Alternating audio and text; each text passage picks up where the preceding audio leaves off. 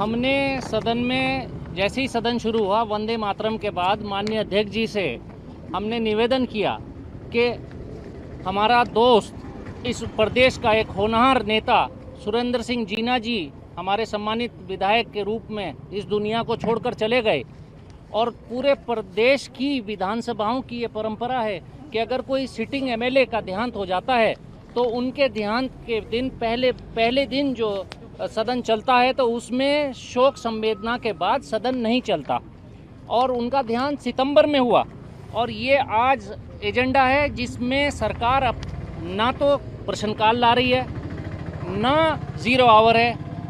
कुंभ, भ्रष्टाचार, बेरोजगारी, किसानों की समस्या, गन्ने का भुगतान नहीं हुआ, ये सारी समस्याओं को हम अगर देखें तो हम तो कल को लाने के लिए राजी हो गए, लेकिन सरकार इस बजट को आज ही लेकर आ रही है। आपके साथी विधायक थे तो कम से कम कुछ संवेदना होनी चाहिए। इन परंपराओं को तोड़ने की कोई औचित्य आज सरकार का हमें दिखाई नहीं दिया। हमने निवेदन किया सरकार से लेकिन वो नहीं माने। उनका कहना था कि साहब पहले छप चुका, या तो माननीय सुरेंद्र सिंह जीना जी के देहांत से पहले छप चुका।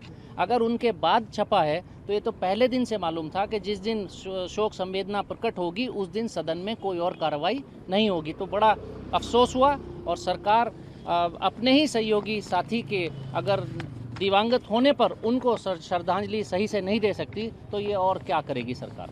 देखिए, पहले तो जो काजी भाई ने बात रखी कि एक होनहार नेता के साथ जो हुआ है उसके दिवंगत होने के बाद वो दुखद था, और एक सत्ता पक्ष के साथी ने पूरन फर्त्याल जी ने जिस बात का उल्लेख आज सदन में किया वो निश्चित ही बहुत दुख देने वाला है और आश्चर्यजनक है कि उन्होंने ये आरोप लगाया कि सरकार ने सुरेंद्र सिंह जीना के साथ उसकी मृत्यु के बाद अन्याय किया। जब उनकी कोविड रिपोर्ट आई, लास्ट कोविड रिपोर्ट आई, वो नेगेटिव आई थी और उनकी डेथ के बाद जब उनकी अंत्येष्टि की गई तो जो राजकीय सम्मान के संग वर्तमान विधायक का अंतिम संस्कार किया जाता है वो अंतिम संस्कार सुरेंद्र सिंह जीना जी का बिना राजकीय सम्मान के संग किया गया। तो ऐसी सरकार, ऐसे सरकार के अध्यक्ष के बातों का जवाब देना बहुत आवश्यक नहीं है। आज किसान आंदोलनरत रहे।